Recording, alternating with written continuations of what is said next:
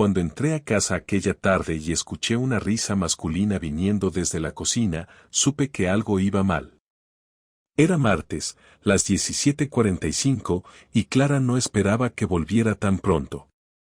Se suponía que tenía reunión hasta las 7, pero se canceló y decidí pasar por casa a ducharme antes de salir a correr. Una decisión trivial. Una hora antes. Eso fue todo lo que hizo falta. Me quité las zapatillas en silencio, caminé por el pasillo y me asomé. Ahí estaban. Él, un tío que no conocía de nada, en camiseta blanca ajustada, con un vaso de agua en la mano, de pie junto a la nevera, como si esa fuera su casa. Ella, mi mujer, Clara, sentada en la mesa, con una sonrisa rara. No una sonrisa de cortesía. Una sonrisa íntima. Cómoda. Demasiado cómoda. Se quedaron en silencio los dos cuando me vieron. Yo no dije nada en ese momento. Solo los miré. Primero a él. Luego a ella. Él intentó romper el hielo con una estupidez. Ah, hola, soy Pablo, un amigo de Clara. ¿Un amigo? ¿Desde cuándo mi mujer traía amigos a casa a las 5 de la tarde cuando yo no estaba? ¿Y por qué se puso roja como un tomate en cuanto dije, con la voz más tranquila que pude? ¿Qué clase de amigo entra en mi casa sin avisar? Nadie respondió. Ese silencio, ese puto silencio me lo dijo todo. Y ni siquiera había empezado lo peor. No sé cuánto tiempo estuve ahí parado sin decir nada, mirándolos. Él bajó la vista primero, como si entendiera que no tenía nada que decir que fuera a mejorar esa escena. Clara se levantó sin mirar ni una sola vez hacia mí, se acercó a él y le dijo en voz baja, mejor vete. El tipo no discutió. Dejó el vaso sobre la encimera como si tuviera derecho a usarlo, me cruzó de lado sin mirarme a los ojos, y se fue por la puerta de entrada como si acabara de cagarla en algo muy serio. Cuando escuché el portazo, el silencio fue aún peor. Clara seguía sin decir nada, pero ahora no tenía dónde esconderse. La miré sin disimulo, esperando que dijera algo, lo que fuera, pero no me moví. Solo la miraba. Ella se apoyó en la encimera, con los brazos cruzados, como si eso fuera a protegerla de algo. ¿Quién era? Pregunté. Sabía la respuesta, pero necesitaba escucharla salir de su boca. Te lo dije. Pablo, un amigo del trabajo. Solo vino a dejarme unas cosas. ¿Y por qué estaba tan cómodo en nuestra cocina? No respondió de inmediato. Apretó los labios, bajó la mirada y luego hizo ese gesto que hace cuando sabe que no tiene cómo sostener una mentira, como cuando en el pasado la pillé inventando excusas para no ir a ver a mi familia. Respiró hondo y soltó, no es lo que parece. Lo dijo así, sin mirarme, como si fuera una frase que se entrena frente al espejo. Entonces dime qué es. Solo vino a hablar conmigo. Nos tomamos un café. Nada más. ¿Y por qué parecía que le estabas contando un chiste privado? ¿Por qué le ofreciste agua como si estuviera en su casa? ¿Por qué no me dijiste que venía alguien?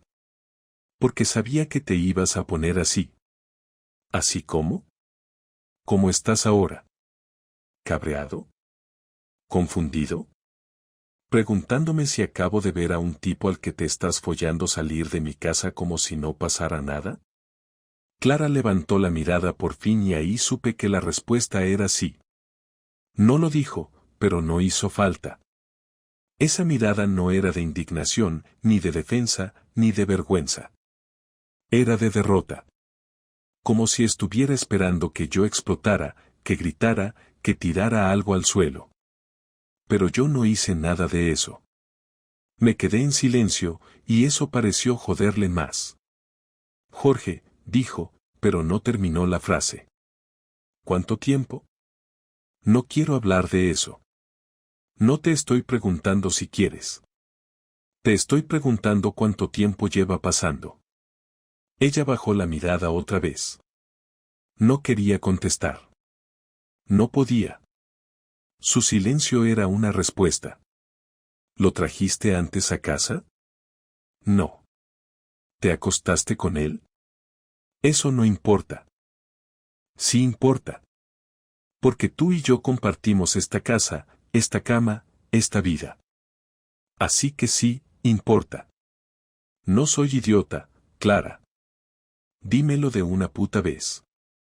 Ella tardó casi un minuto en hablar. Lo contó de golpe, como si necesitara arrancárselo de dentro de una vez y dejarlo atrás. Dijo que lo conoció hace unos meses en el hospital, que empezaron con tonterías, cafés, charlas, que al principio no pensó que fuera a pasar nada, que solo necesitaba sentirse vista otra vez. Dijo que no fue algo planeado, que simplemente pasó. Que la primera vez fue en un hotel barato, una tarde en la que yo creía que estaba trabajando turno doble. Que después no pudo parar. Que se sentía culpable, sí, pero que también se sentía viva. Que conmigo últimamente era todo rutina, que yo estaba demasiado ausente, que el silencio entre nosotros se había vuelto insoportable. No dije nada. No me defendí. No le expliqué que trabajaba más porque quería ahorrar para ese viaje que habíamos planeado.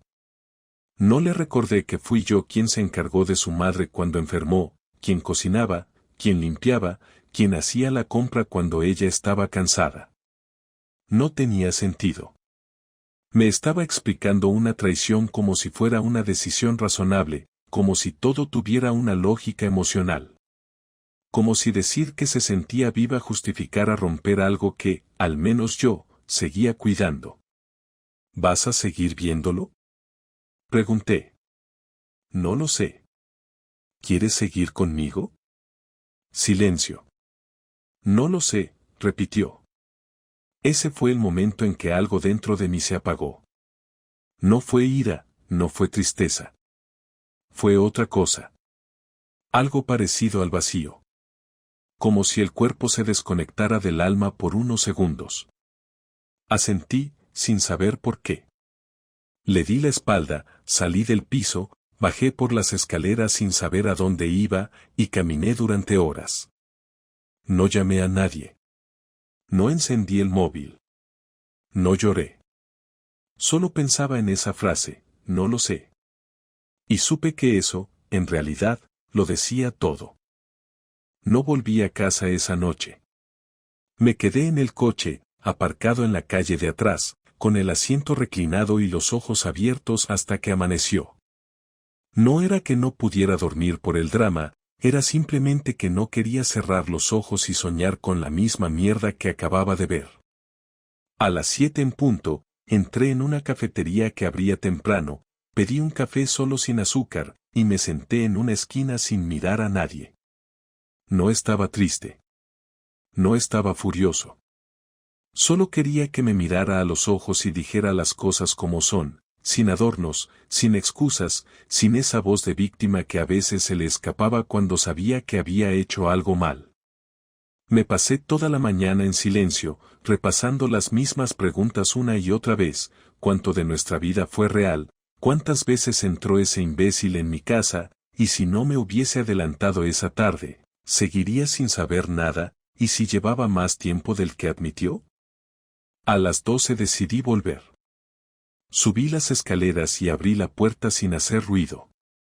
Clara estaba en el sofá, vestida con la misma ropa del día anterior, con la cara hinchada y los ojos rojos. No se había ido a trabajar.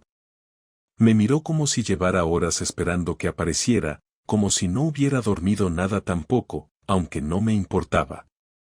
Cerré la puerta y me quedé de pie en el salón, sin sentarme, sin quitarme la chaqueta. ¿Ya has decidido? Pregunté sin rodeos. Jorge.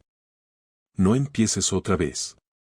Te pregunté si querías seguir conmigo y me dijiste que no lo sabías. ¿Lo sabes ya? No es tan simple. Sí que lo es. ¿Lo quieres a él? No sé lo que quiero. ¿Vas a volver a acostarte con él? No planeaba hacerlo otra vez. ¿Y si te lo propone? ¿Le dirás que no? Clara se frotó la cara con ambas manos. No tenía respuestas claras, y lo sabía. Intentó levantarse, pero la detuve con la mirada. Te lo pregunto en serio. ¿Te vas a acostar con él otra vez? No. ¿Por qué? ¿Por qué no quieres o porque tienes miedo de que te dejes y se entera? Porque no quiero. Pues ayer parecía que querías. Lo tenías en casa, riéndote con él como si yo no existiera. No fue así. Fue exactamente así, Clara. Y si no hubiera llegado a esa hora, él habría estado aquí 1 o 2 horas más. Y tú no me lo habrías contado nunca. Ella me miró, dolida, pero no por lo que dije, sino por no tener cómo negarlo.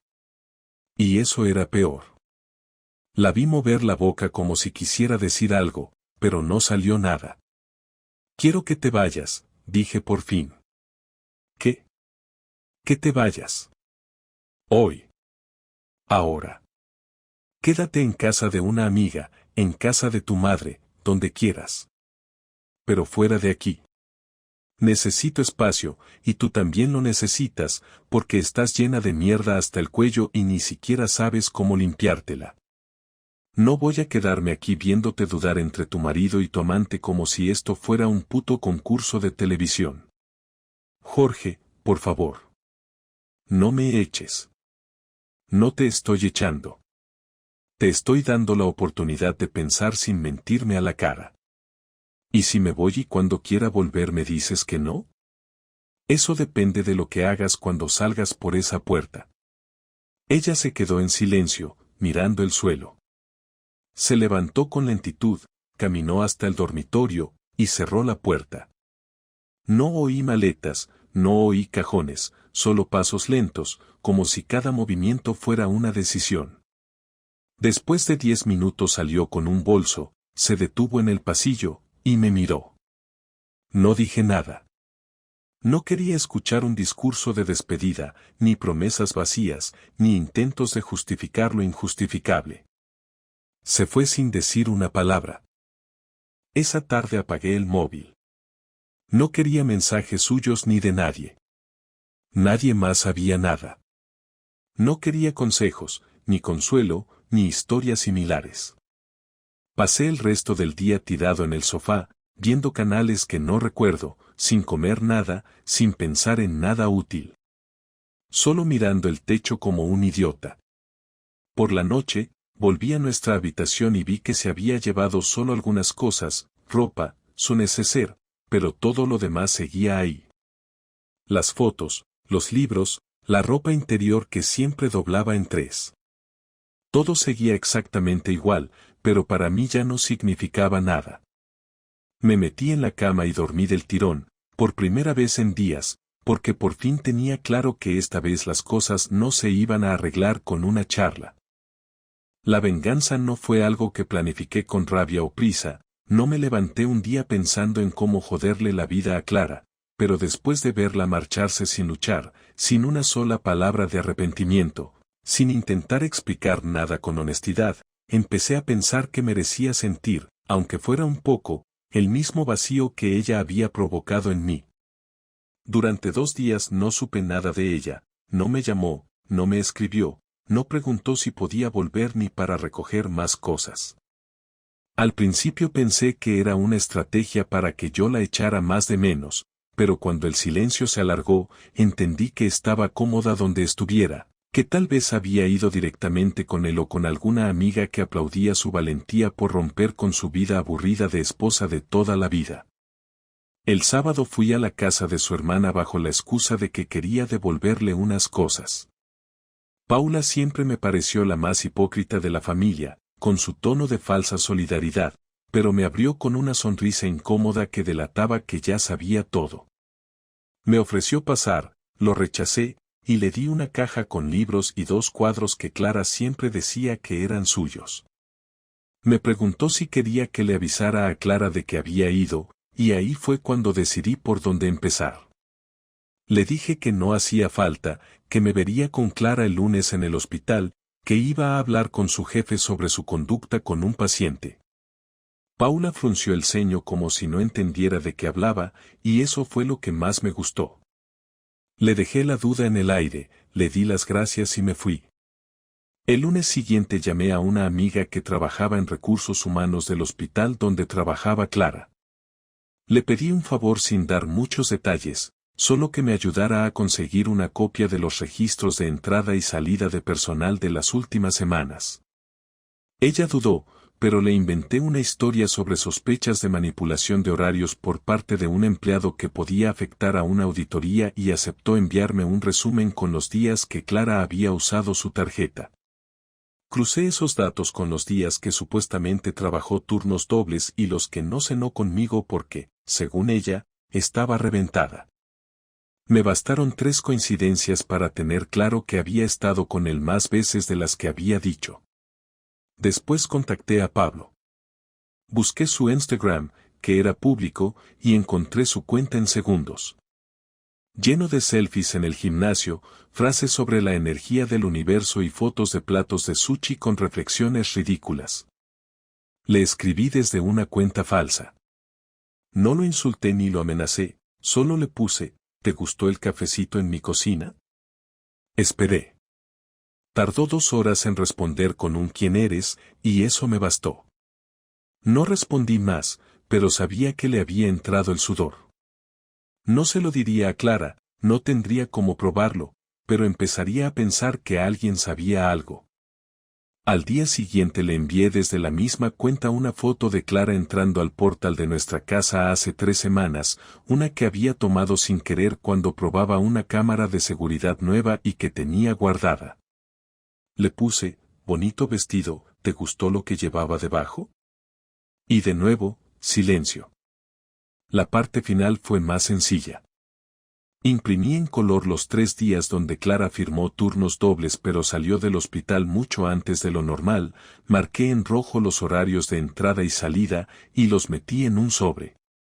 Junto con eso, incluí una carta manuscrita, sin firma, donde simplemente se decía que había una relación inapropiada entre una enfermera del turno de la tarde y un colaborador externo que se aprovecha de su cercanía con el personal médico para acceder sin autorización a zonas comunes. Lo envié a la dirección del hospital, atención al director. No esperaba que la despidieran ni que lo investigaran realmente, pero quería que supiera que alguien estaba mirando. El último paso fue más íntimo. Fui a la casa de su madre, una señora mayor que siempre me había tratado con cariño, quizá más cariño que al resto de su familia. Le pedí verla a solas, y sin detalles sucios, le dije que Clara había roto el matrimonio por algo muy serio. No culpé a nadie, no la insulté, pero dejé claro que no se trataba de una crisis pasajera, que había habido engaño, y que ahora necesitaba tiempo. Ella sintió. No me hizo muchas preguntas, pero noté en sus ojos que estaba decepcionada. Me agradeció la sinceridad y me dijo que si necesitaba algo, que contara con ella. No lo hice por venganza directa, sino porque sabía que Clara detestaba decepcionar a su madre más que a nadie en el mundo. No volví a mencionarle nada a Clara esa semana. Apagué el móvil 3 días seguidos. No respondí correos, ni llamadas. La dejé con su duda, con su mierda, con su amante asustado, con el hospital mirando a su alrededor sin saber qué pasaba. Y por primera vez desde que esto empezó, sentí algo parecido a control. No felicidad, no alivio, pero sí la certeza de que no iba a dejar que me pisaran la dignidad sin devolver el golpe. El viernes por la tarde Clara llamó al telefonillo, y no lo pensé mucho antes de dejarla subir.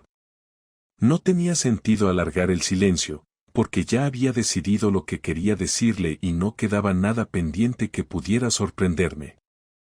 Entró sin mirarme, como si viniera a recoger un abrigo olvidado, pero no traía bolso ni mochila. Solo ella, con cara de no haber dormido y un gesto que no sabía si era cansancio o derrota. Se sentó en el borde del sofá sin pedir permiso y estuvo callada unos segundos antes de hablar. Me preguntó si tenía 5 minutos. Le dije que tenía 10, pero que no pensaba quedarme más de 15. Ella asintió, como si supiera que no podía esperar comprensión ni paciencia. Empezó diciendo que no había vuelto a ver a Pablo, que la última vez que se hablaron fue esa misma tarde en la que se marchó. Dijo que no lo había buscado, que él le había escrito un par de veces pero que ella no respondió. Me miraba con la cara recta, como si estuviera hablando con alguien que ya no le pertenecía. No supliques, pensé, porque no te lo voy a permitir. Me preguntó si había sido yo quien había enviado algo al hospital, que alguien del despacho de dirección la había llamado para preguntarle por accesos no autorizados y conductas impropias. Le respondí que no sabía nada, pero que si el hospital estaba haciendo preguntas, sería porque algo no estaba en orden. No insistió, y eso me confirmó que sabía que tenía motivos para temer. Dijo que se sentía perdida, que después de irse no había encontrado la claridad que esperaba. Que no era feliz pero tampoco libre, que lo que hizo no tenía justificación pero que no lo hizo para hacerme daño. Me preguntó si alguna vez había sentido que estaba con alguien solo por rutina. Le respondí que sí, que más de una vez, pero que nunca se me ocurrió acostarme con otra persona para solucionarlo. Me miró sin discutirlo, como si ya supiera que tenía todas las de perder. Me pidió perdón. No lo dijo llorando ni con esa emoción fingida que usan los que solo quieren cerrar una conversación incómoda. Lo dijo seco, como alguien que sabe que el daño está hecho y que la disculpa no es para recuperar nada sino para cerrar una cuenta pendiente. Dijo que no esperaba que la perdonara, que solo necesitaba que lo supiera. Le pregunté por qué volvió. Me respondió que no lo sabía, que pensó que tal vez era tarde, pero que quería hablar conmigo antes de que alguien tomara una decisión definitiva. Le pregunté si quería que volviéramos a estar juntos. No contestó enseguida. Dijo que quería que habláramos, que nos entendiéramos, pero que no sabía si volver era posible. Que tal vez no deberíamos volver, pero que al mismo tiempo, todo lo que estaba viviendo sin mí no tenía sentido. Me quedé callado unos segundos y luego le pregunté si me había querido mientras estaba con él. Me miró con esa cara de quien sabe que diga lo que diga, va a doler. Dijo que sí, que siempre me había querido, pero que durante un tiempo dejó de sentirlo como antes. Que no pensó que lo nuestro fuera a romperse, solo que podía aguantarlo mientras encontraba una forma de sentirse mejor. Le pregunté si había encontrado esa forma. Me dijo que no. Le conté que sabía más de lo que me había dicho, que los días y horarios no cuadraban, que no era la primera vez que ese tipo estaba en casa.